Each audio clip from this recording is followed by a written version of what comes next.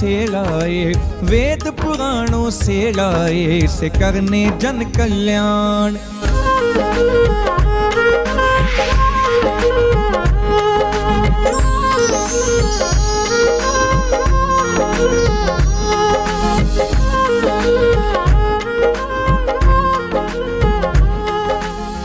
खोज खोज पूरा पढ़ डाला, रामचरित से हमने निकाला।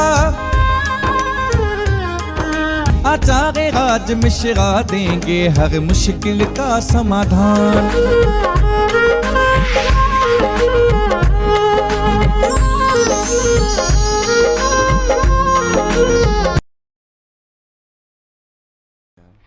नमस्कार दर्शकों, बहुत बहुत स्वागत है आप सभी का हमारे विशेष कार्यक्रम मानस ज्योतिष ज्ञान में। और आपके साथ हाजिर हूं मैं कंचन।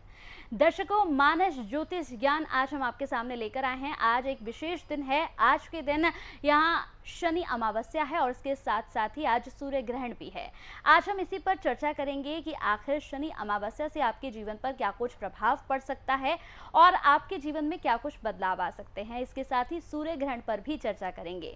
तो अगर आपके मन में किसी भी तरह का कोई प्रश्न हो जो आप पूछना चाहते हो तो आप कॉल करके प्रश्न भी पूछ सकते हैं। और जो भी आपके मन में दुविधा चल रही हो या फिर आप शनि अमावस्या को लेकर किसी भी तरह से चिंतित हो कि आखिर इससे आपके जीवन में क्या कुछ प्रभाव पड़ सकता है, कोई भी प्रश्न चल रहा हो तो आप कॉल कर सकते हैं।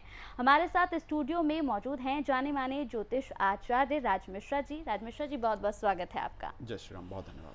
तो बिल्कुल दर्शकों, अपने आज के विशेष कार्यक्रम को शुरू करेंगे। और आज इस कार्यक्रम को शुरू करते हुए सबसे पहला प्रश्न यहाँ पर आपसे मेरा गुरुजी यही होगा। आज बड़ा विशेष दिन है, आज शनि अमावस्या है और साथ साथ आज सूर्य ग्रहण भी लग रहा है। सबसे पहले मैं चाहूंगी कि आप दर्शकों को बताइए कि शनि अमावस्या से क्या कुछ प्रभाव पड़ सकता है उनके जीवन पर। बिल्कुल, इस बार की अगर शनि अमावस्या कही जाए तो वाकई में बहुत महत्वपूर्ण है और विशेष, क्योंकि कल ही अगर देखा जाए तो शनि का राशि परिवर्तन हुआ है। शनि कुंभ राशि के अंतर्गत जो उनकी अपनी मूल त्रिकोण राशि बनती है उसके अंतर्गत गोचर करने गए हैं और कल उनके परिवर्तित होने के बाद ही आज उन्हीं के दिवस के दिन यानी शनिवार को ही अमावस्या तिथि का आगमन हो गया है। तो दोनों ही दृष्टि से देखा जाए तो आज की जो अमावस्या है वो बहुत विशेष है, क्योंकि कल से ही मीन राशि की जातक जातिका हैं उनके ऊपर साढ़े साती प्रारंभ हुई है। और उसके साथ अगर देखा जाए तो जो धनु राशि की जातक जातिका हैं उनके ऊपर जो साढ़े साती थी वो समाप्त हो गई है। तो शनि का जो ये परिवर्तन हुआ है और उसको दूसरे दिन अमावस्या का इस प्रकार से आना वास्तविकता में बड़ी महत्वपूर्ण है। जब भी शनिवार को अमावस्या है, एक बात ध्यान रखिएगा, जीवन में अगर हमें परिवार के अंदर सुख चाहिए, परिवार के अंतर्गत शांति चाहिए, तो ऐसे परिस्थिति में पितरों का आशीर्वाद होना बहुत महत्वपूर्ण है। और पितरों का आशीर्वाद कब प्राप्त होता है? जब हम विशेष रूप से अमावस्या के दिन पितरों की आराधना श्रद्धा से करते हैं। और कारणवश यदि वो अमावस्या शनिवार के दिन पड़ जाए तो उसका प्रभाव 100 गुना अधिक होता है, ऐसा शास्त्रोक्त जो नियम है वो कहता है। क्योंकि आज की जो अमावस्या है वो अश्वनी नक्षत्र के अंतर्गत पड़ी है, प्रीति नामक योग के अंतर्गत पड़ी है। और अश्वनी नक्षत्र के जो स्वामी माने जाते हैं वो केतु माने जाते हैं। और अमावस्या यदि देखा जाए तो पितरों को समर्पित होती है। तो जब भी, और शनि का जो संयोग माना जाता है, शनि का जो अपना प्रभाव है वो पितरों से संबंधित है। शनि और केतु दोनों ऐसे प्लैनेट माने जाते हैं जिनको हम अपने पूर्वजों का कारक मानते हैं, जिनको अपने पितरों का कारक मानते हैं। तो अगर इस दृष्टि में देखा जाए तो आज की अमावस्या बहुत ही महत्वपूर्ण है। आज की अमावस्या वो अमावस्या है जिनके ऊपर शनि की साढ़े साती प्रारंभ हुई है।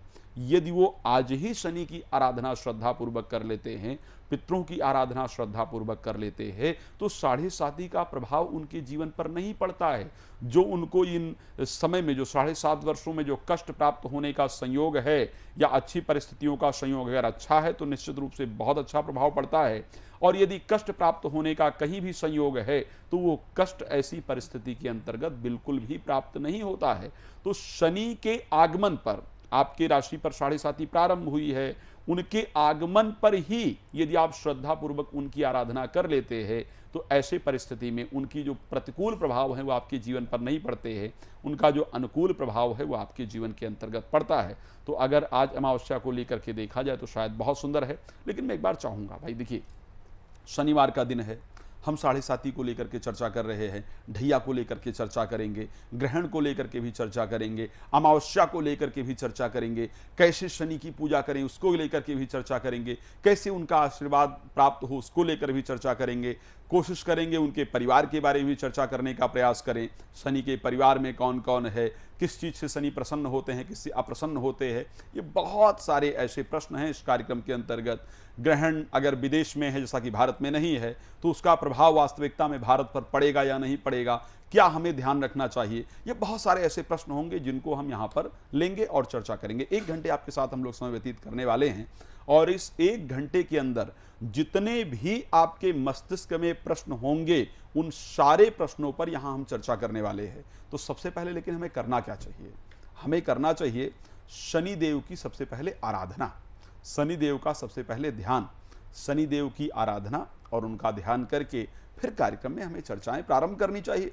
तो आप सब लोग अपने अपने घरों में बैठे हुए, कोई मोबाइल पर देख रहा होगा, कोई टीवी पर देख रहा होगा, तो आप सभी लोग मोबाइल को सामने रख दीजिए, हाथ जोड़ करके एक बार शनिदेव का स्मरण कर लीजिए, फिर चर्चा प्रारंभ करते हैं। आइए हम सभी लोग हाथ जोड़ करके श्रद्धा से शनि देवता का ध्यान करें।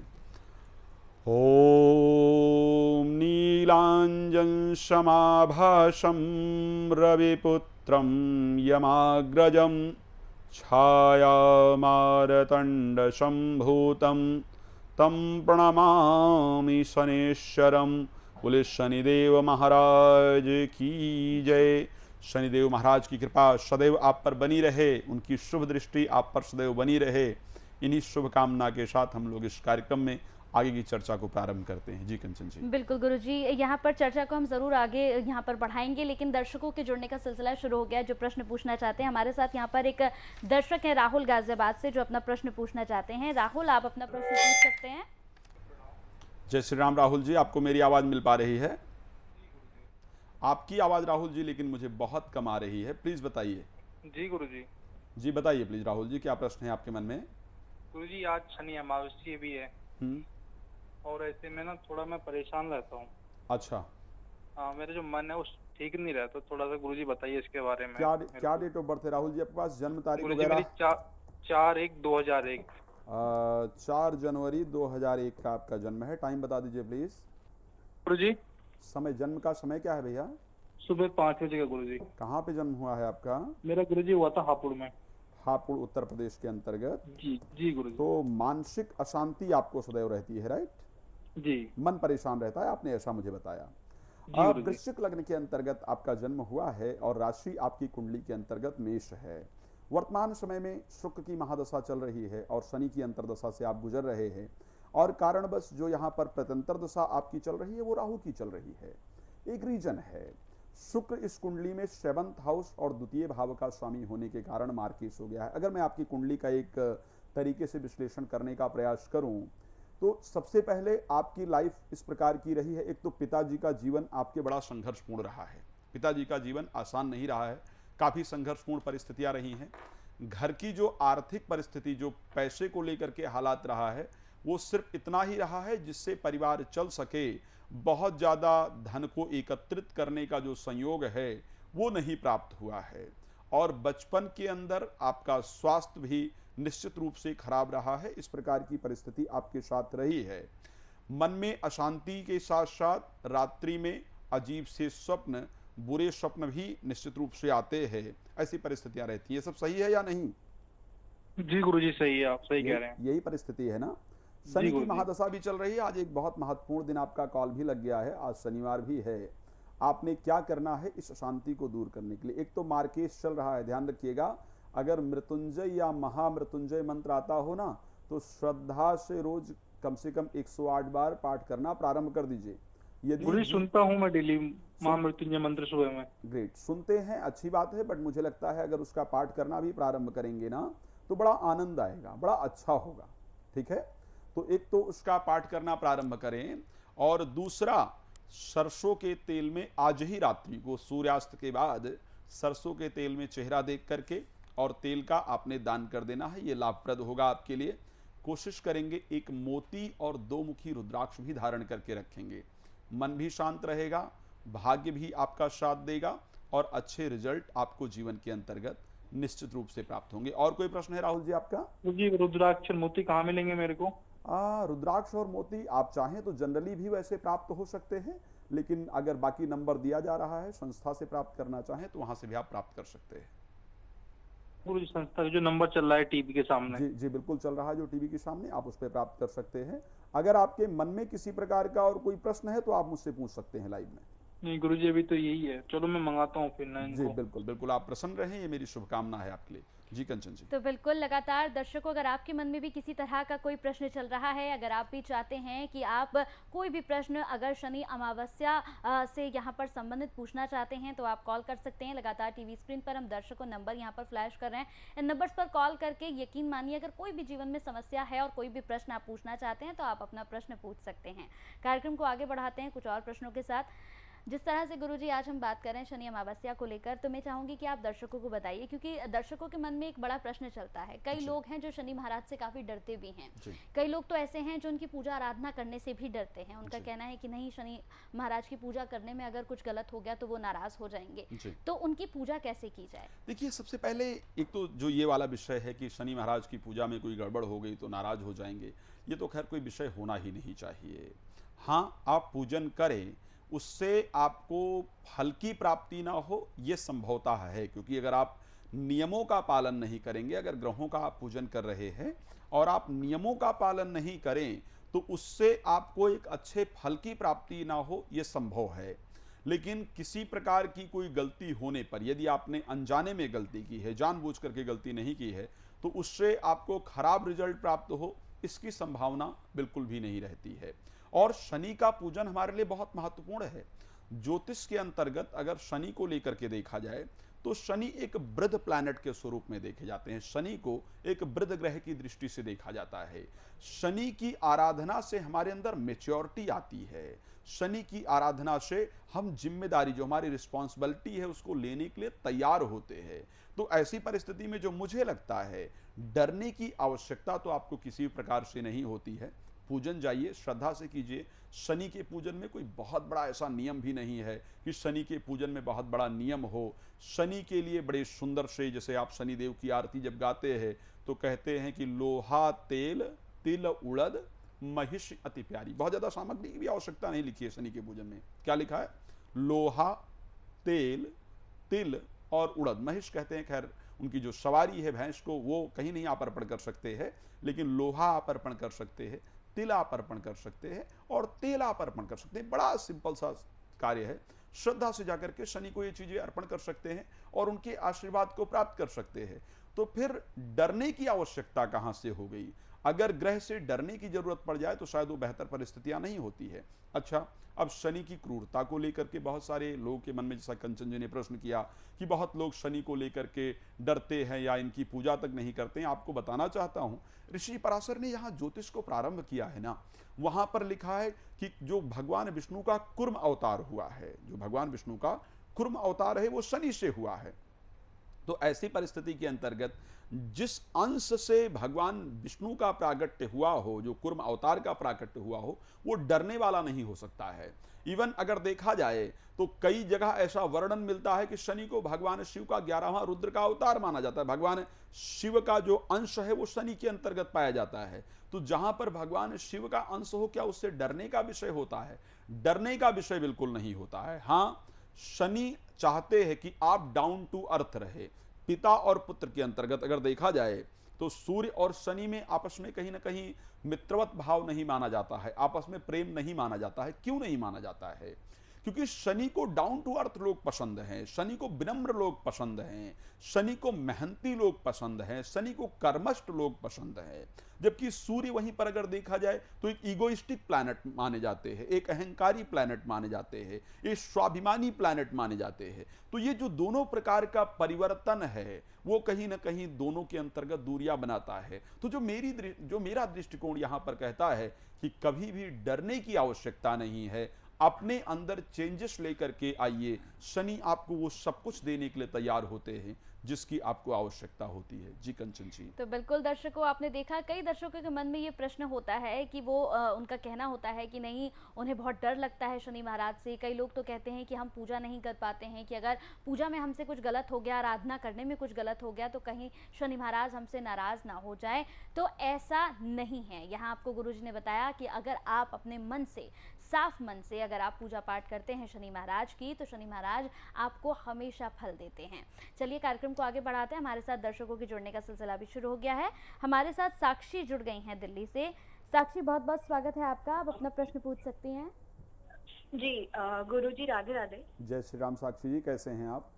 अच्छी हूँ सर। गुरुजी जी बताइए। मुझे पूछना था कि आज शनि अमावस्या है, तो गुरुजी मेरे जीवन में उसका क्या प्रभाव पड़ सकता है? बिल्कुल, अमावस्या का प्रभाव जिस प्रकार से हमारे जीवन में माता पिता के आशीर्वाद की आवश्यकता है, उसी प्रकार पितरों के आशीर्वाद की आवश्यकता है। और पितरों के आशीर्वाद को प्राप्त कराने के लिए ही अमावस्या तिथि हर महीने में आती है। आप साक्षी अगर अपना डेट ऑफ बर्थ बता सकती हैं तो मैं निश्चित रूप से, अगर चाहें कि कुंडली देखकर क्लियर किया जाए तो मैं कुंडली देखकर क्लियर कर सकता हूँ। 9 सितंबर 1999। 19 सितंबर 1999। टाइम बता दीजिए नहीं, 9 सितंबर 9 सितंबर 9 सितंबर 1999 थर्सडे को जन्म हुआ था आपका, राइट? हाँ जी। यस। टाइम क्या है आपका? 9:15 बजे रात को। रात को 9:15 बजे। कहाँ पर जन्म हुआ है आपका? दिल्ली में ही हुआ है। दिल्ली में जन्म हुआ है। और आपका जो प्रश्न है वो ये कि आज अमावस्या है, उसका प्रभाव आपके जीवन पर क्या पड़ेगा? जी मुझे गुरुजी ये भी पूछना है कि मेरा आगे का फ्यूचर कैसे रहने वाला है। आप कभी कार्यक्रम में जुड़ी हैं मेरे साथ, लाइव जुड़ती हैं या नहीं, या पहली बार? नहीं गुरुजी, मैं पहली बार आपसे जुड़ी हूँ। आप पहली बार लाइव के अंतर्गत? मैंने आपका लाइव देखा है पहले जी। कभी मेरा फोन नहीं लग पाया जी, तो आज फोन मेरा लगा है, तो मैं आपसे बात कर रही हूँ। जो प्रेजेंट टाइम वर्तमान समय में साक्षी आपका देख पा रहा हूँ, वो मानसिक अशांति और मानसिक तनाव देने वाला समय आपका है, और मदर के हेल्थ में प्रॉब्लम देने वाला समय है, और आपके बालों में काफी रूखापन लेकर के आने वाला या बाल झड़ने की जो समस्या है वो वर्तमान समय के अंतर्गत चल रही है। खैर आपका प्रश्न नहीं था, मैंने जस्ट ऐसे ही इस कुंडली के अंतर्गत आपको बताया है। अभी जो आज की अमावस्या, आपने कहा कि आज की अमावस्या मेरे लिए कैसे लाभप्रद हो सकती है। अगर साक्षी आपकी कुंडली देखा जाए तो आपका मेष लग्न में जन्म हुआ है और सिंह राशि के अंतर्गत आपका जन्म हुआ है, राइट? जी। अभी चंद्रमा की दशा से आप गुजर रही हैं और शनि की अंतर्दशा चल रही है, और शनि आपकी कुंडली के अंतर्गत नीचस्थ होकर के बैठे हुए हैं। अब अगर नीचस्थ शनि को हमने प्रसन्न करना है, अगर नीचस्थ शनि को हमने बेहतर करना है, नीचस्थ शनि अच्छे प्लैनेट नहीं माने जाते हैं कुंडली के अंतर्गत, तो अमावस्या से बेहतर तिथि, और वो भी शनिवार की अमावस्या पड़े, उससे बेहतर तिथि तो मानी ही नहीं जा सकती है। तो आज आप क्या कीजिए, मैंने अभी कार्यक्रम में शनि की प्रिय वस्तुओं की बात की थी। कौन सी प्रिय वस्तु है? लोहा, तिल, तेल और उड़द। ठीक है, जाइए सरसों का तेल ले लीजिए, कोई लोहे का चाकू या कील कुछ ले लीजिए, थोड़ा सा तिल ले लीजिए, उड़द ले लीजिए, काले तिल लीजिएगा, उड़द ले लीजिए, और एक काला कपड़ा ले लीजिए। इन सारी चीजों को उस काले कपड़े के अंतर्गत बांध करके, और आसपास जो भी शनि मंदिर आपके हो वहां ले जाकर के शनि के चरणों में श्रद्धा पूर्वक अर्पण कर दीजिए, और हाथ जोड़ करके श्रद्धा से प्रार्थना कर लीजिए कि हे शनि देवता, इस जन्म में या पूर्व जन्म में शनि देव को पास्ट कर्म के जो फल हैं उसको भी प्रदान करने के लिए माना जाता है। तो ये हाथ जोड़ करके श्रद्धा पूर्वक प्रार्थना कीजिए कि हे शनि देवता, इस जन्म में या पूर्व जन्म में, जाने में या अनजाने में जो भी मुझसे पाप कर्म हुए हों उनको क्षमा करके मेरे शुभ कर्मों का हमें फल प्रदान करें। मैं विनम्रता से आपके शरण के अंतर्गत हूं, जो आपके निमित्त मैं दान लेकर के आई हूं उसको स्वीकार करें। इस प्रकार की प्रार्थना करते हुए इस दान को आप शनि को अर्पण करें, और वहां पर बैठ करके ओम शं शनिश्चराय नमः, ओम शं शनिश्चराय नमः साधारण मंत्र है, इसका 5 मिनट बैठ करके आंख बंद करके श्रद्धा से जप कर लीजिए। मैं कह सकता हूं साक्षी आज ही से आपको अपने लाइफ में बदलाव देखने को मिलेगा। ठीक है गुरुजी, मुझे ये भी जानना है कि आगे का फ्यूचर और मेरी जॉब, करियर, देखिए अगर जॉब को लेकर के साक्षी बात किया जाए, मुझे नहीं पता कि अगली कॉल है कंचन जी के पास या नहीं है, क्योंकि जब तक मैं एक कॉल ले सकता हूं आगे भी लोग ज़्यादा इंतजार ना कर पाए, ये मैं चाहता हूं। बट अगर आपके प्रोफेशनल लाइफ को लेकर के मैं बात करता हूं, 10th हाउस के अंतर्गत जाकर के केतु बैठा है और 10th हाउस का स्वामी शनि नीचस्थ है। प्रोफेशनली आपको प्रॉब्लम फेस करना पड़ेगा, प्रोफेशनल लाइफ में आपको उतार चढ़ाव हमेशा देखने को मिलेगा। प्रोफेशनल लाइफ आपकी इतनी इजी नहीं रहने वाली है, तो उस लाइफ से लेकिन लड़ने के लिए, क्योंकि शनि आपका लग्न में है, तो उस प्रोफेशनल लाइफ में आए हुए उतार चढ़ाव से को फेस करने के लिए शनि आपको निश्चित रूप से पावर देने के लिए पूरी तरह से तैयार है। हाँ, प्रोफेशनल लाइफ संघर्षपूर्ण दिख रही है, बहुत अच्छी नहीं दिख रही है, लेकिन हम परमात्मा से प्रार्थना करें कि उस संघर्षपूर्ण परिस्थिति से लड़ने के लिए परमात्मा हमें शक्ति दे, और उसके लिए मैंने आपको रेमेडी सजेस्ट किया है, आप उसको करेंगे, अच्छे रिजल्ट प्राप्त कर पाएंगे। तो बिल्कुल दर्शकों, इसी तरह से आप भी कॉल कर सकते हैं। बहुत बहुत शुक्रिया साक्षी, आप जुड़िए, आपके प्रश्नों का उत्तर उम्मीद करती हूँ आपको मिल गया है। तो आप भी इसी तरह से जुड़ सकते हैं दर्शकों। टीवी स्क्रीन पर जो नंबर्स फ्लैश हो रहे हैं, आपको सिर्फ इन नंबर्स पर कॉल करना है। कॉल करने के बाद अगर आपका कोई भी प्रश्न है तो आप अपना कोई भी प्रश्न पूछ सकते हैं। जीवन में किसी भी तरह की समस्या चल रही है, या फिर आपको लगता है कि शनि अमावस्या से आपके जीवन में अच्छे प्रभाव पड़ेंगे या फिर बुरे प्रभाव पड़ेंगे, या फिर आप ये पूछना चाहते हैं कि जो सूर्य ग्रहण लग रहा है इसके क्या कुछ प्रभाव यहाँ पर पड़ सकते हैं, तो आप कॉल कर सकते हैं। लगातार टीवी स्क्रीन पर नंबर्स फ्लैश हो रहे हैं। चलिए कार्यक्रम को आगे बढ़ाते हैं कुछ और प्रश्नों के साथ। गुरुजी, जिस तरह से लगातार हमारे साथ दर्शक भी जुड़ रहे हैं, दर्शकों के अपने सवाल भी हैं यहाँ पर, एक और मेरा प्रश्न है आपसे यहाँ पर, जिस तरह से बात होती है शनि की ढैया की, ये क्या है, इसके बारे में आप बताइए। जब भी शनि आपकी राशि से 4th हाउस के अंतर्गत गोचर करता है, या आपकी राशि से 8th हाउस के अंतर्गत गोचर करता है, चौथे या 8वें राशि के अंतर्गत जब शनि, जैसे अभी अगर देखा जाए तो शनि का जो परिवर्तन हुआ है वो कुंभ राशि के अंतर्गत हुआ है, ठीक है। अब शनि से, कुंभ राशि से जो 8वीं राशि बनती है वो कन्या राशि बनती है, और कुंभ से जो चौथी राशि बनती है वो आपकी वृष राशि बनती है। तो इसी के साथ वृष राशि के ऊपर और कन्या राशि के ऊपर शनि के जो ढैया का प्रभाव है वो स्टार्ट हो जाता है। जब भी शनि जिस राशि पर गोचर करता है उससे चौथी राशि पर और उससे 8वीं राशि पर ढैया का प्रभाव देखा जाता है, क्योंकि 7.5 जो होती है वो 7.5 वर्ष की होती है, और ढैया जो होती है वो 2.5 वर्ष की, जब तक शनि का उस राशि पर गोचर रहेगा तब तक होगी, उसके बाद परिवर्तित हो जाएगी। तो 7.5 वर्ष चलने वाले समय को 7.5 कहा जाता है, और 2.5 वर्ष चलने वाले समय को ढैया कहा जाता है। अच्छा, आप 7.5 और ढैया को लेकर के बात करें तो और बड़े सारे विषय उठते हैं। लोगों के मन में शायद बड़ी सारी भ्रांतियां रहती हैं कि शनि 7.5 आती है तो बहुत परेशान कर डालती है, या शनि की ढैया आती है तो बहुत परेशान कर डालती है। और अगर हम लोग रामायण को उठा करके देखें तो जब भगवान राम का वन गमन हुआ है ना, तो वहां पर ऐसा लिखा है कि सज प्रतीत बहुविध गढ़ छोली, अब अवध 7.5 तब बोली, यानी भगवान राम का गमन हुआ तो 7.5 का प्रारंभ अयोध्या पर हो गया। लेकिन एक और विषय है देखने वाला, बड़ा इंपॉर्टेंट टॉपिक है। हमारे भारत के आदरणीय प्राइम मिनिस्टर श्री नरेंद्र मोदी जी की वृश्चिक राशि है, और दोनों बार जब वो प्रधानमंत्री बने हैं तो 7.5 का प्रभाव उनके ऊपर रहा है। दोनों बार जब प्राइम मिनिस्टर बने हैं तो 7.5 का प्रभाव रहा है। सम्मानीय पंडित जवाहरलाल नेहरू जी को भी अगर देखा जाए तो वो भी जब एक मुख्य पद को उन्होंने प्राप्त किया तो उनके ऊपर 7.5 का प्रभाव रहा है। तो अब जो लोग भयभीत होते हैं उसके अकॉर्डिंग क्या 7.5 भयभीत करती है? अगर हम श्री रामचरितमानस की चौपाई को लें तो प्रधानमंत्री के 2 बार प्राइम मिनिस्टर बनने वाले पोजीशन को देखें तो 7.5 का प्रभाव नहीं होता, अच्छा रिजल्ट देती है। बिल्कुल। आखिर इन दोनों के बीच का जो संशय है वो क्या है? ज्योतिष साधारण विषय नहीं, ज्योतिष बहुत महत्वपूर्ण विषय है और बहुत अध्ययन का विषय है। हमेशा 7.5 का जो प्रभाव पड़ता है उसको चेक करने के लिए अष्टक वर्ग का अध्ययन होना किसी भी एस्ट्रोलॉजर के लिए बहुत इंपॉर्टेंट है। जिस राशि पर शनि गोचर कर रहा है उस राशि को अगर 23 पॉइंट से अधिक मिले हुए हैं, 23 से 30 पॉइंट के बीच में मिले हैं, तो 7.5 ना आपको नुकसान करती है ना फायदा करती है। 23 पॉइंट से कम मिले हैं तो 7.5 आपको नुकसान करती है। 30 पॉइंट से अधिक मिले हैं तो 7.5 आपको फायदा करती है। इसीलिए जनरली देखा जाता है कुछ लोगों को 7.5 का एक फेज बहुत परेशान करता है, दूसरा फेज उनके लिए बहुत फायदा करता है, तीसरा फेज उनके लिए ठीक रहता है या परेशान करता है। तो जो ये आप लोग इस प्रकार की बातों को किया करते हैं कि नहीं 7.5 आ गई तो ऐसा हो जाएगा वैसा हो जाएगा, ऐसा कोई विषय नहीं होता है। सावधानी के साथ कार्य कीजिए, प्रसन्नता के साथ कार्य कीजिए, और जब भी 7.5 के बारे में एग्जैक्ट डिसीजन लेना हो किसी एक्सपर्ट से जिसको ज्योतिष में अष्टक वर्ग की अध्ययन होगी, 7.5 या गोचर के रिजल्ट वही व्यक्ति अच्छी तरीके से निकाल सकता है, अन्यथा निकालना इम्पॉसिबल है। जी बिल्कुल दर्शकों, आप कॉल कर सकते हैं अगर आपके मन में भी किसी तरह का प्रश्न चल रहा है तो टीवी स्क्रीन पर जो नंबर्स फ्लैश हो रहे हैं आप उन पर कॉल कर सकते हैं और कोई भी प्रश्न आप यहां गुरुजी से पूछ सकते हैं। यहां पर 7:30 को लेकर अगर आप कोई प्रश्न पूछ सकते हैं, क्योंकि लगातार जिस तरह से दर्शक हमारे साथ जुड़ते हैं, कई दर्शकों के कई अलग अलग तरह के प्रश्न होते हैं, कई भ्रांतियाँ उनके मन में होती हैं, कई तरह के सवाल होते हैं। अगर आपके मन में भी इसी तरह का कोई प्रश्न चल रहा है तो आप कॉल कर सकते हैं। टीवी स्क्रीन पर नंबर्स फ्लैश हो रहे हैं। कार्यक्रम को आगे बढ़ाते हैं कुछ और प्रश्नों के साथ। गुरुजी, जिस तरह से यहाँ पर आप बात कर रहे हैं शनि अमावस्या को लेकर, सूर्य ग्रहण भी आज ही के दिन लग रहा है लेकिन भारत में नहीं लग रहा है, लेकिन कहते हैं कि प्रभाव तो कुछ ना कुछ जरूर पड़ता है, तो उसके बारे में देखिए, प्रभाव इसलिए पड़ता है, सूर्य ग्रहण आज है, भारत में नहीं है।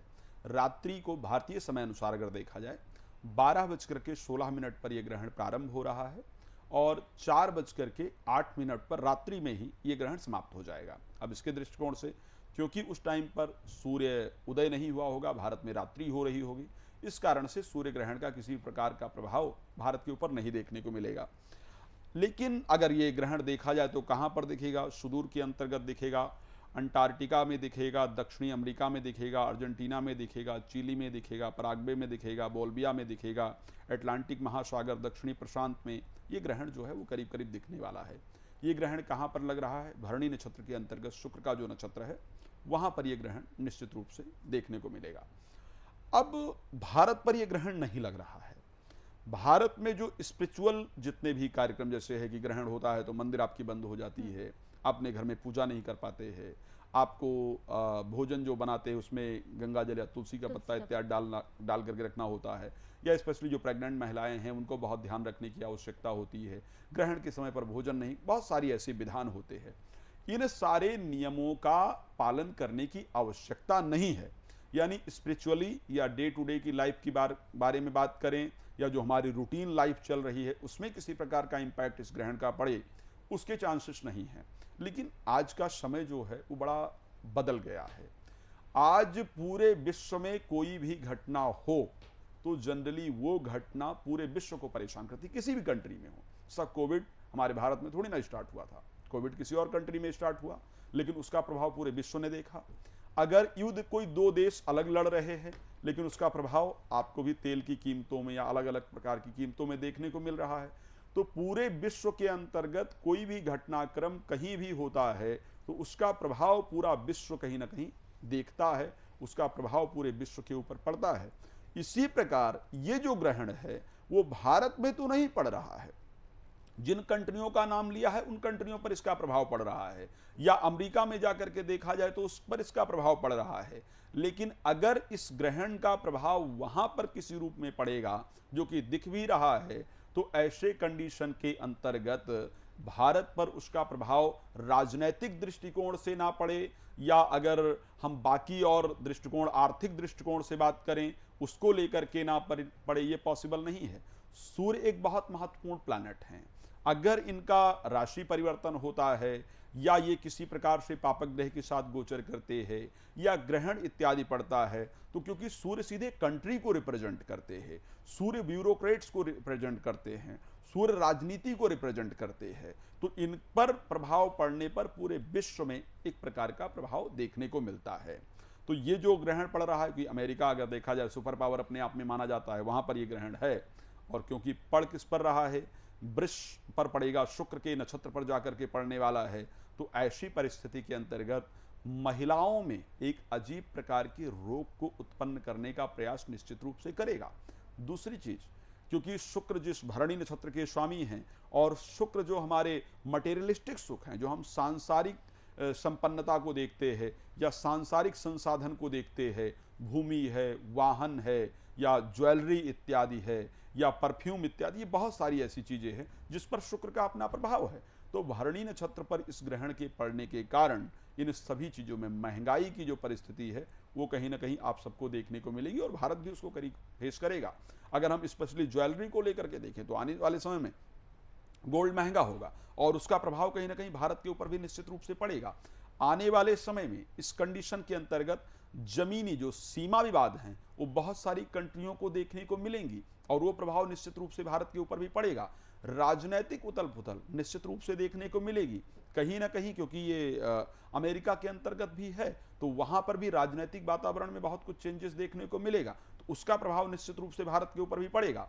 तो ग्रहण का अगर सीधा प्रभाव देखा जाए तो भारत के ऊपर नहीं है, ये सच्चाई है, लेकिन अगर उसका दूसरे तरीके से देखा जाए, पर हाँ, हमारे बहुत सारे भारतीय इन कंट्रियों में रहते होंगे जहाँ जहाँ ये ग्रहण पड़ रहा है, तो उनको निश्चित रूप से इसका प्रभाव फेस करना पड़ेगा। लेकिन अगर हम देखें अप्रत्यक्ष रूप से पूरे भारत को भी इस ग्रहण का प्रभाव देखने को मिलेगा। जी कंचन जी, आज हम बड़े विशेष यहाँ पर टॉपिक पर बात कर रहे हैं। आज बड़ा विशेष मुद्दा है, आज शनि अमावस्या है, शनि अमावस्या को लेकर बातचीत हो रही है। साथ ही साथ यहाँ पर गुरुजी तमाम दर्शकों के प्रश्नों के उत्तर भी दे रहे हैं। गुरुजी लगातार हमारे साथ स्टूडियो में मौजूद हैं। शनि अमावस्या के साथ साथ सूर्य ग्रहण है, जिसे लेकर लगातार चर्चा चल रही है। तो चलिए कार्यक्रम को आगे बढ़ाते हैं कई और प्रश्नों के साथ। गुरुजी, जिस तरह से शनि अमावस्या को लेकर बात हो रही है, गुरुजी एक और मेरा यहाँ पर प्रश्न है। यहाँ पर जो कॉलर्स हमारे साथ जुड़ रहे हैं, उनका एक प्रश्न है कि अगर शनि अमावस्या है तो क्या जीवन पर प्रभाव पड़ेगा? कहीं ना कहीं लोगों के मन में एक डर है कि कहीं जीवन में अगर चीजें ठीक चल रही हैं तो वो खराब की तरफ ना होने लग जाएं। तो ऐसा क्यों है? लोगों के मन में इतनी भ्रांतियां क्यों है इसे लेकर? देखिए, अगर लोगों के मन की भ्रांतियां कहा जाए तो श्री रामचरितमानस में एक चौपाई आती है जो हमारे आपके लिए बड़ी महत्वपूर्ण है कि मात पिता बालकन बुलावें और उदर भरें सो गुरु सिखावें। ठीक है, गोस्वामी जी ने लिखा था। आज हम लोग अपने बच्चों को सिर्फ कितना ज्ञान देने का प्रयास करते हैं जिससे उनका पेट भर जाए। ठीक है, हम पेट पालने वाला ज्ञान निश्चित रूप से बहुत अच्छा देते हैं। हम अपने बच्चों को अच्छा एजुकेशन देना चाहते हैं, जो मटेरियलिस्टिक एजुकेशन है, यानी जिससे संसार में अच्छा पैसा कमा सकें, अच्छे पद को प्राप्त कर सकें, अच्छी चीज़ों को प्राप्त कर सकें। लेकिन जो सबसे महत्वपूर्ण विषय है, जिससे हम मानसिक शांति को प्राप्त कर सकते हैं, जिससे हम जीवन में आगे बढ़ने, जब हम मुश्किल समय में हो तो अपने आप को स्थिर रख पाएं, उस परिस्थिति को प्राप्त कर सकते हैं, शायद वो वाला ज्ञान हम अपने बच्चों को नहीं दे पाते हैं। और यहीं पर धार्मिक ज्ञान, ये चीज़ें हमें कहाँ से प्राप्त होती हैं? ये हमें धर्म से प्राप्त होती हैं। और धार्मिक जो अधूरा ज्ञान है वही इस प्रकार की शंकाओं को उत्पन्न करता है। देखो, तिथियों का आना जाना एक सामान्य बात है। 30 तिथियां हैं और उनका 15 शुक्ल पक्ष की, 15 कृष्ण पक्ष की, ये 30 तिथियां आपकी देखी जाती हैं और उस सामान्यतः उनको आना जाना है। अगर अमावस्या सोमवार को पड़ता है तो उसको सोमवती अमावस्या के रूप में पूजा जाता है, बड़ा प्रचलन है। बहुत उत्तर प्रदेश में स्पेशली देखा जाए, मध्य प्रदेश में देखा जाए, बिहार के अंतर्गत देखा जाए या अधिकतम प्रदेशों में देखा जाए तो सोमवती अमावस्या का एक अपना बहुत महत्व है। उसी प्रकार मंगलवार को पड़े तो भौमवती अमावस्या है, शनिवार को अगर पड़ गई तो शनि अमावस्या कही जाती है, क्योंकि अमावस्या के कारक यम को भी माना गया है, पितृ को भी माना गया है और यम को शनि का भाई कहा जाता है। तो इस कारण से शनिवार को पड़ने वाली अमावस्या विशेष लाभप्रद होती है। अब इसको लेकर के जीवन में कुछ उल्टा सीधा हो उसके चांस नहीं है। इसको लेकर के हम जीवन में अच्छा कर सकें, इसको एक संयोग के तौर पर लेना चाहिए कि यदि आपकी कुंडली के अंतर्गत शनि की परिस्थिति खराब है या आपके जीवन में शनि का खराब प्रभाव है या पितृदोष इत्यादि जीवन में है, तो उसको बेहतर करने का बड़ा सुंदर मार्ग है। तो इसको लेकर के किसी प्रकार से डर, किसी प्रकार की भ्रांति, सिर्फ इस कारण से ज्ञान हमारा अधूरा है, नॉलेज हमारी अधूरी है, जिस कारण से लेकर के हम चिंतित होते हैं। अब एक और रीजन आता है, जो लोग धर्म इत्यादि के, आजकल सोशल मीडिया से बड़ा ज्ञान मिलता है। सुबह सुबह उठो तो व्हाट्सएप पे बड़ी सारे ज्ञान मिल जाते हैं और जो बाकी आपकी सोशल मीडिया है, चाहे फेसबुक खोल लीजिए, यूट्यूब खोल लीजिए, जनरली हमारा युवा वर्ग यहीं तक सीमित रह गया है। अब हम अपने बड़ों के पास बैठना पसंद नहीं करते हैं, लोग दादी के पास, दादा के पास, माता पिता के पास तो बैठना भी पसंद नहीं करते हैं। तो वो जो ज्ञान मिलना चाहिए वो मिल नहीं पाता है, सोशल मीडिया वाला ज्ञान भर भर के मिलता है। जो लोग वास्तविकता में धर्म के जानकार थे, जो लोग वास्तविकता में ज्ञान के जानकार थे, उनको बेचारों को एंड्रॉयड फ़ोन चलाना कम आता है। तो वो जो वास्तविक ज्ञान है वो निकल नहीं पाता है। सोशल मीडिया वाला ज्ञान हमारे युवा वर्ग को मिलता है, वो सोशल मीडिया वाला ज्ञान अधूरा होता है और वही कारण बस कहीं ना कहीं यहाँ डराता रहता है। तो डर का ज्ञान है, शायद अधूरा ज्ञान जो है वो डर का कारण है मेरी दृष्टि में। बिल्कुल जी बिल्कुल। तो यहाँ पर एक और मेरा प्रश्न है, किस तरह से पूजा करें या किस तरह से शनि महाराज की आराधना करें कि उनका आशीर्वाद लोगों को मिल सके? ये बड़ा महत्वपूर्ण प्रश्न है कि शनि देवता की पूजा कैसे की जाए। और बहुत सारे लोग शनि के पूजन के बाद, कई बार ऐसी बात होती कि हनुमान जी की पूजा पहले करें फिर शनि की पूजा करें, या शनि की पूजा करने के बाद हनुमान जी की आराधना करें, ऐसे बहुत सारे प्रश्न रहते हैं। तो इसके माध्यम से, आपके इस प्रश्न के माध्यम से मेरा प्रयास रहेगा कि ये दोनों चीज़ें कहीं ना कहीं दर्शकों की क्लियर की जाए।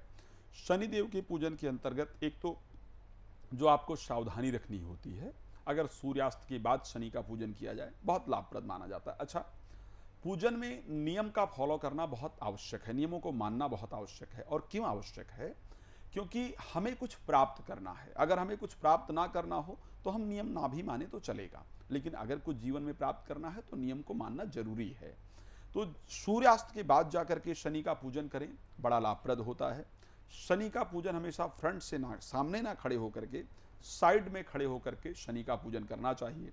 शनि के बाईं साइड खड़ी होकर के शनि का पूजन किया जाए तो बहुत लाभप्रद होता है। दूसरी महत्वपूर्ण चीज़, सबसे पहले जो मैंने नियम बताया है, आपके पास ये सब चीज़ें जनरली अब तो मंदिरों में भी ये चीज़ें मिल जाती हैं। लोहे का कोई कील इत्यादि हो, तिल हो, तेल हो, उड़द हो, और कोई ब्लैक कलर का काला कपड़ा आपके पास या नीला कपड़ा भी चल सकता है, इसको लेकर के आप जाएं। सबसे पहले श्रद्धापूर्वक हाथ जोड़ करके, अच्छा, शनि पूजन में लाल वस्त्र का प्रयोग कभी नहीं करना चाहिए, इस चीज़ को आप ध्यान रखिए। अगर आप लाल वस्त्र का प्रयोग करते हैं तो निश्चित रूप से वो नुकसानदायक होती है। तो लाल वस्त्र का पूजन आपको शनिदेव की आराधना में कभी नहीं करना चाहिए। सफ़ेद चीज़ों का भी प्रयोग शनि पूजन में कभी नहीं करना चाहिए। अच्छा, लाल फूल का भी प्रयोग शनि पूजन में निषिद्ध माना गया है। काले फूल मिल जाएं, नीले फूल मिल जाएं, पीले फूल मिल जाएं, इनसे शनि पूजन किया जा सकता है। श्रद्धापूर्वक हाथ जोड़ करके बड़ी विनम्रता के साथ जाकर के प्रार्थना करें कि हे प्रभु, हम श्रद्धा से आपकी शरण में आए हैं, हमें अपना आशीर्वाद प्रदान करें, हमारी मनोकामनाओं को पूर्ण करें। इस प्रकार की श्रद्धा से प्रार्थना करते हुए जाएं। पहले तेल अर्पण करें, तेल अर्पण करने के बाद कपड़ा अर्पण करें, कपड़ा अर्पण करने के बाद जो लोहे का आपने ले रखा है, कोई भी आपके पास वस्तु है, उसको अर्पण करें। फिर तिल अर्पण करें और बाद में काला उड़द अर्पण करें। एक दिया अगर लेकर के गए हैं तो सरसों के तेल का दीपक जला करके, अगर शनिदेव की आरती आती है तो अच्छी बात है, नहीं भी आती है तो एक आरती घुमाएं, प्रणाम करें और चले आएँ। ठीक है, प्रदक्षिणा करना चाहते हैं तो प्रदक्षिणा कर लें। 1, 3 या 7 प्रदक्षिणा जनरली शनिदेव की करनी चाहिए, करके और श्रद्धा से आएँ, अपने घर आ सकते हैं। चाहें तो हनुमान जी का दर्शन करें। अच्छा, अब एक बात और है, पहले हनुमान जी का दर्शन करें या शनि के पूजन के बाद हनुमान जी का दर्शन करें, ये बड़ा एक ऐसा विषय रहा है जिसमें बहुत लोगों की अलग अलग राय रही है, इसको समझने की आवश्यकता है। एक है जो आध्यात्मिक सुख देता है ना, कहते हैं तुम्हारे भजन राम को पावे और जन्म जन्म के दुख बिसरावे। हनुमान जी की आराधना से आध्यात्मिक जो शक्ति है वो प्राप्त होती है, आध्यात्मिक शक्ति जीवन में आगे बढ़ने का रास्ता देती है। शनि के पूजन से क्या होता है, जो मटेरियलिस्टिक शक्ति है, जिसको संसार में जो हमें सुख चाहिए वो हमें प्राप्त होता है। तो पहले अगर आप हनुमान जी की आराधना करेंगे तो हनुमान जी से उस आध्यात्मिक शक्ति को मांगिए कि हे प्रभु, हमें वो शक्ति दीजिए, वो एनर्जी दीजिए, जिससे जाकर के मैं शनिदेव की श्रद्धा से पूजा कर पाऊं, उनकी कृपा को प्राप्त कर पाऊं। तो पहले हनुमान जी की आराधना करें, बाद में श्रद्धा से जाकर के शनिदेव की आराधना करें, और उस आराधना के बाद आप वापस श्रद्धा से अपने घर आ सकते हैं। या उसके बाद अगर शिव जी का दर्शन करें शनि पूजन के बाद तो बहुत ही लाभप्रद होता है, या हनुमान जी का दोबारा दर्शन करना चाहें तो भी जाकर के कर सकते हैं। लेकिन पहले हनुमान जी की पूजा, बाद में शनिदेव की पूजा, ये कहीं ना कहीं शास्त्र सम्मत है। जी कंचन जी। तो बिल्कुल दर्शकों, अगर आपके मन में भी किसी तरह का प्रश्न चल रहा है तो आप पूछ सकते हैं। लगातार टीवी स्क्रीन पर नंबर्स फ्लैश हो रहे हैं, आप इन नंबर्स पर कॉल करके कोई भी प्रश्न यहाँ गुरुजी से पूछ सकते हैं। लगातार यहाँ पर आपके प्रश्नों का उत्तर देने के लिए ही गुरुजी विराजमान है। चलिए इस कार्यक्रम को आगे बढ़ाते हैं कई और प्रश्नों के साथ। गुरुजी, एक बड़ा महत्वपूर्ण प्रश्न है मेरा खुद का ही। शनिवार के दिन हमने देखा है कि लोग जो है तेल दान देते हैं, इसका क्या लाभ होता है तेल दान देने का? सरसों का तेल दान किया जाता है क्योंकि शनि देवता को तेल सबसे प्रिय वस्तुओं में से एक मानी गई है। बहुत सारे लोग बहुत सारी कथाओं को कहते हैं कि उनको चोट लगी थी, उस चोट को ठीक करने के लिए तेल दिया जाता है। ऐसा बिल्कुल नहीं है। भगवान शिव को बेलपत्र बहुत प्रिय है। इसी प्रकार अगर शनि देवता को देखा जाए तो तेल बहुत प्रिय है, तेल बहुत प्रिय है, लोहा बहुत प्रिय है, तिल बहुत प्रिय है, उड़द बहुत प्रिय है। तो ऐसी परिस्थिति के अंतर्गत उस तेल को शनि देवता को अर्पण किया जाता है। अच्छा, छाया पात्र का भी नियम है कि शनिवार को हम सरसों के तेल में चेहरा देख करके, कहीं ना कहीं अपना फेस देख करके और उसको दान करते हैं। तो जो तेल दान करने की जो प्रक्रिया है, तेल दान करने का जो नियम है, उसके अंतर्गत आपके चेहरे के ऊपर, आपकी फेस के ऊपर जितनी भी नेगेटिविटी होती है वो दूर होती है। लेकिन एक बात और ध्यान रखना चाहिए, कभी भी ऐसा नहीं करना चाहिए कि आपको तेल देख, चेहरा देख करके और उसको शनिदेव को अर्पण करें, चढ़ाएं, ऐसा कभी नहीं करना चाहिए। यदि आपने किसी तेल में अपना फेस देखा है तो ऐसे परिस्थिति के अंतर्गत उस तेल को दान किया जा सकता है, किसी को दिया जा सकता है, पीपल के वृक्ष के नीचे रखा जा सकता है, दीपक जल रहा है उसमें डाला जा सकता है, लेकिन उस तेल को लेकर के कभी भी शनि देवता के ऊपर आपको अर्पण नहीं करना चाहिए। तो उस तेल दान का, क्योंकि शनि की सबसे प्रिय वस्तुओं में से एक तेल माना जाता है, उसको दान करना लाभप्रद है। और उसके साथ साथ चढ़ा करके, चढ़ाया ना जाए, अगर हमने फेस देखा है तो नहीं देखा है तो हम तेल अर्पण करें, अच्छी बात है। अगर हमने फेस देख लिया है तो ऐसी परिस्थिति के अंतर्गत उसको कहीं ना कहीं हमें उठा करके कहीं रखना चाहिए, वहाँ शनि देवता को ले जा करके नहीं चढ़ाना चाहिए। तो प्रिय वस्तु होने के कारण शनि उसको पसंद करते हैं और तेल अर्पण किया जाता है। बिल्कुल। और गुरुजी, जैसे कि आपने बताया कि किसी भी बर्तन में तेल रखने के बाद उसमें अपना चेहरा देखा जाता है, इससे क्या लाभ होता है? जब आप किसी भी सरसों के तेल में शनिवार को अपना चेहरा देखते हैं तो आपके फेस पर जितनी भी नेगेटिव ऊर्जा है, श्री रामचरितमानस में एक चौपाई गोस्वामी तुलसीदास जी ने कहा है कि कुछ लोग हमें हमारे जीवन में ऐसे मिलते हैं कि बिछुड़त एक प्राण हरि लेहि और मिलत एक दुख दारुण देहि। कुछ लोग ऐसे जीवन में होते हैं जो दूसरे के सुख से दुखी होते हैं, वो अपने दुख से दुखी नहीं होते हैं, वो दूसरे को प्रसन्न देख करके उनके मन में बड़ी पीड़ा होती है, बड़ी दुख होती है। तो ऐसे लोगों की जो दृष्टि होती है वो जब आपके चेहरे पर पड़ती है तो धीरे धीरे आपके चेहरे का आकर्षण को कम कर देती है। आपके शरीर पर जो सात्विक ऊर्जा है, जो आपके चेहरे पर पॉजिटिविटी है, उसको पूरी तरह से कम करती हुई चली जाती है। तो जब आप सरसों के तेल में स्पेशली शनिवार को चेहरा देख करके उस तेल को दान करते हैं तो वो जो आपके शरीर पर जो नज़र लगी है या जो आपके चेहरे का आकर्षण है वो निश्चित रूप से वापस आता है। तो इसलिए हम शनिवार के दिन अपना फेस देख करके और उसको दान करते हैं। जब हम दान करते हैं तो हमारे मन में सात्विकता आती है, मन में प्रसन्नता आती है, तनाव कहीं ना कहीं कम होता है और नज़र इत्यादि की जो बाधा है वो सदा के लिए दूर होती है। जी बिल्कुल दर्शकों, अगर आपके मन में भी किसी तरह का प्रश्न चल रहा है तो आप कॉल कर सकते हैं। लगातार टीवी स्क्रीन पर हम नंबर्स फ्लैश कर रहे हैं। इन नंबर्स पर कॉल करने के बाद अगर आपका भी कोई प्रश्न है तो आप गुरुजी से पूछ सकते हैं। अगर आप भी चाहते हैं कि किसी भी तरह की कोई समस्या आपके जीवन में चल रही है उसका समाधान हो, अगर आप चाहते हैं कि शनि अमावस्या को लेकर आपका कोई प्रश्न है तो भी आप कर सकते हैं। लगातार टीवी स्क्रीन पर नंबर्स फ्लैश हो रहे हैं, आप कॉल कर सकते हैं और जो भी समस्याएं चल रही हैं उनका समाधान भी आप यहाँ पर पा सकते हैं। चलिए कार्यक्रम को आगे बढ़ाते हैं कुछ और प्रश्नों के साथ। गुरुजी, लगातार आज बड़े विशेष मुद्दे पर हमारी बातचीत हो रही है शनि अमावस्या को लेकर।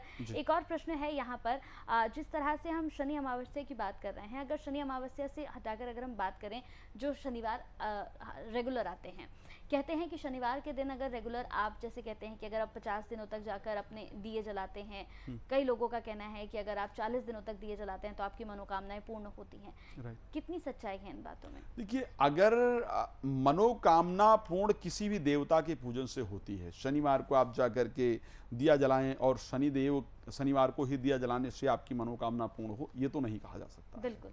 आप शनिवार को जाकर के श्रद्धा से पूजन करते हैं और यदि शनिकृत कोई पीड़ा है जिसके कारण आपके जीवन में रुकावट आ रही है, जिसके कारण आपके जीवन में बाधा आ रही है। अच्छा, शनि को ना काल कहा गया है। काल मतलब समय, जो आपका समय है हम इसको काल कहते हैं ना। तो शनि को समय कहा गया है। जब आप शनिवार को जाकर के शनिदेव को दिया इत्यादि अर्पण करते हैं या शनिदेव का पूजन इत्यादि करते हैं तो जैसा कि आपकी लाइफ में जो समय आपका चल रहा होता है तो धीरे धीरे उस समय के अंतर्गत परिवर्तन आना प्रारंभ होता है। लेकिन यदि शनिकृत किसी पीड़ा से परेशान हैं तो ऐसा नहीं है कि आपकी कोई भी मनोकामना है और आप जाकर के शनिवार को तेल अर्पण करें या शनिवार को दिया जलाएं तो उससे आपकी प्रत्येक मनोकामना पूर्ण हो, ये पॉसिबिलिटी नहीं होती है। हाँ, यदि शनिकृत किसी प्रकार की पीड़ा से आप परेशान हैं, किसी प्रकार की पीड़ा से आप त्रस्त हैं, तो ऐसे परिस्थिति के अंतर्गत आपको निश्चित रूप से शनि का पूजन करना चाहिए और दिया जलाते हैं तो उससे आपकी मनोकामना पूर्ण होती है। अभी मुझे लगता है कि दर्शक कहीं ना कहीं ये जरूर जानना चाहते होंगे, आज शनिवार है तो हमें बहुत सारी चीज़ों के बारे में, शनि के बारे में बात करनी चाहिए। शनि के जो प्रभाव हैं आपके शरीर के, कैसे हम ये समझ सके कि शनि हमारे कुंडली के अंतर्गत या हमारे जीवन के अंतर्गत अच्छा है या बुरा है, और किस परिस्थिति में पूजन लाभप्रद होता है, ये भी बड़ा महत्वपूर्ण है। तो अगर किसी भी कंडीशन के अंतर्गत बॉडी में बहुत जकड़न रहती है, बालों में बहुत रूखापन रहता है, या अगर हड्डियों के जो जॉइंट्स पेन हैं वो बहुत ज़्यादा परेशान करते हैं, या घुटनों में बहुत ज़्यादा समस्या होती है, या जो हमारे फेस की चमक है वो रेगुलर कम होती चली जा रही है, फेस पर चमक नहीं है, तो ये सारी परिस्थितियां खराब शनि का सूचक माना जाता है। अगर ये सारी परिस्थिति आपके अंतर्गत हैं तो ये एक खराब शनि का कहीं ना कहीं सूचक माना जाता है। इस परिस्थिति के अंतर्गत आपको शनि की आराधना जाकर के नियमित रूप से करना चाहिए। पूजन कब लाभप्रद होता है? यदि आपकी कुंडली के अंतर्गत शनि अष्टम भाव के स्वामी होकर के विद्यमान हैं, शनि द्वादश भाव के स्वामी होकर के विद्यमान हैं, या शनि नीचस्थ इत्यादि हैं आपकी कुंडली में, तो ऐसे कंडीशन में शनि का पूजन निश्चित रूप से आपके लिए लाभप्रद होता है। अगर शनि आपकी कुंडली में नीचस्थ इत्यादि नहीं है, अस्त इत्यादि हैं, तो ऐसे कंडीशन में शनि का पूजन लाभप्रद नहीं है। तब शनि का रत्न धारण करना, शनि की औषधि धारण करना, शनि से रिलेटेड रुद्राक्ष इत्यादि का प्रयोग करना निश्चित रूप से लाभप्रद होता है। जी कंचन जी।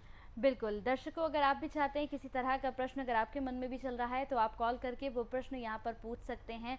किसी भी तरह की कोई समस्या है तो उसका समाधान भी होता है। लेकिन अगर आपको लगता है कि आपके जीवन में शनि को लेकर आप परेशान चल रहे हैं, या फिर आप किसी भी तरह से शनि महाराज को लेकर किसी डर के उसमें है कि आपको किस तरह से पूजा करनी चाहिए और कब करनी चाहिए, किन परिस्थितियों में करनी चाहिए, क्या आपको करना चाहिए कि महाराज खुश हो जाएं, तो आप प्रश्न कर सकते हैं। क्योंकि भगवान को प्रसन्न करने के लिए आपको कुछ नहीं करना होता दर्शकों, सिर्फ आपको अपने साफ मन से पूजा करनी होती है। कार्यक्रम को आगे बढ़ाते हैं। लगातार हमारे साथ गुरुजी यहाँ पर बने हुए हैं प्रश्नों का उत्तर देने के लिए।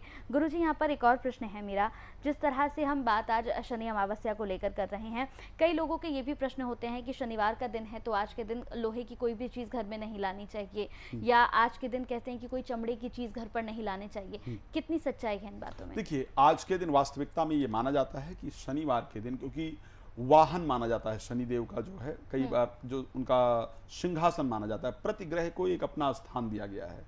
जैसे स्वर्ण है तो स्वर्ण कई सारे ग्रहों के अंतर्गत आता है, स्वर्ण माना जाता है, सूर्य के लिए माना जाता है, चांदी चंद्रमा और शुक्र दोनों को रिप्रेजेंट करता है, बुध के लिए माना जाता है स्वर्ण अगर देखा जाए।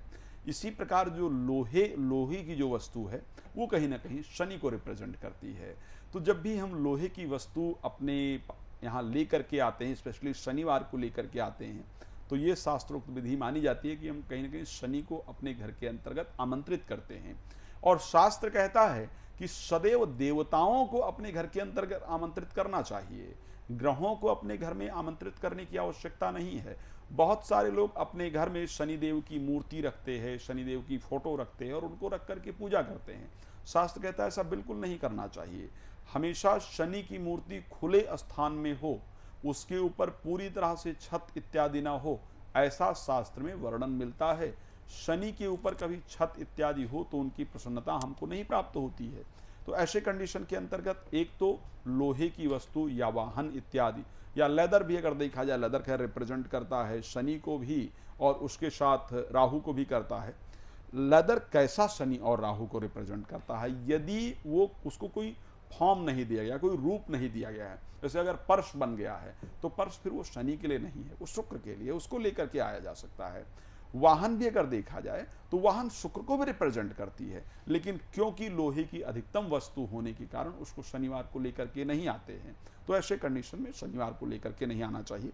इसी प्रश्न के साथ मैं इसको भी आपको बताना चाहूँगा कि घर के अंदर कभी भी किसी ग्रह की मूर्ति को स्थापित करने की आवश्यकता नहीं होती है। स्पेशली शनि देवता की मूर्ति को घर में बिल्कुल भी स्थापित ना करें।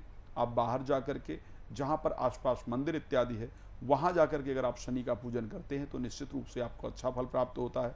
घर में शनि की मूर्ति इत्यादि से घर के अंदर कलह और अशांति होने का संयोग ज़्यादा बन जाता है। जी कंचन जी। बिल्कुल गुरुजी, यहाँ पर एक और प्रश्न है मेरा, जैसे शनि की 7.5 होती है, क्या उससे स्वास्थ्य पर भी असर पड़ता है? शनि की 7.5 का 2 प्रभाव होता है। हाँ। 3 फेज माने जाते हैं शनि की 7.5 का।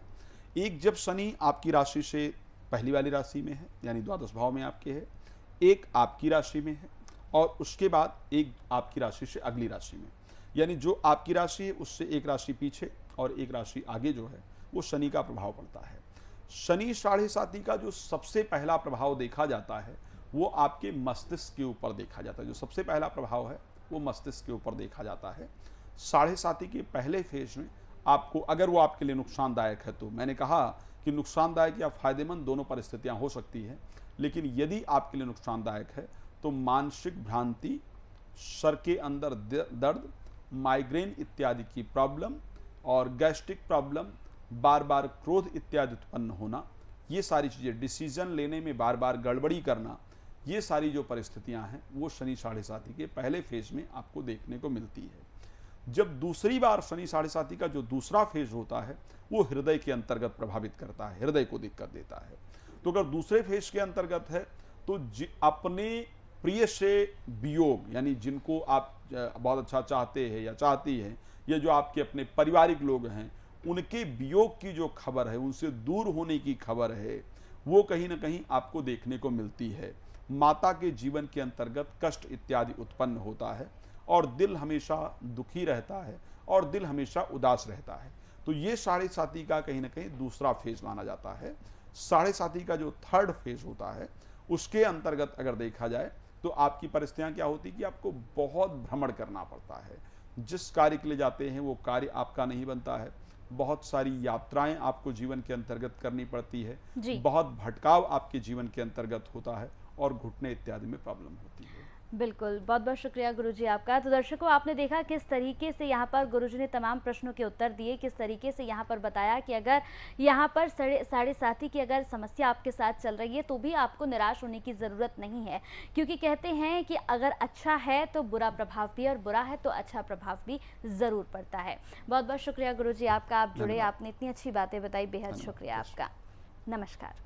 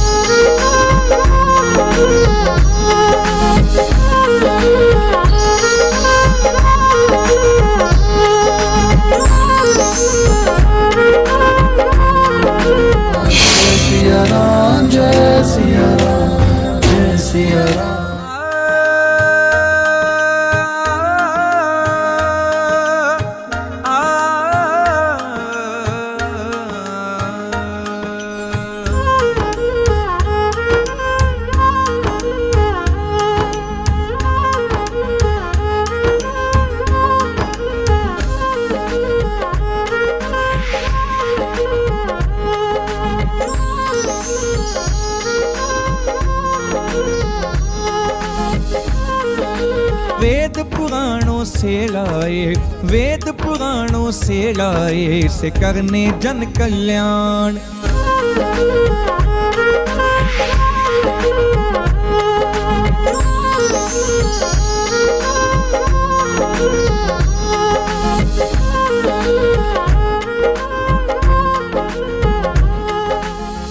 खोज खोज पूरा पढ़ डाला, रामचरित से हमने निकाला। आचार्य राज मिश्रा देंगे हर मुश्किल का समाधान।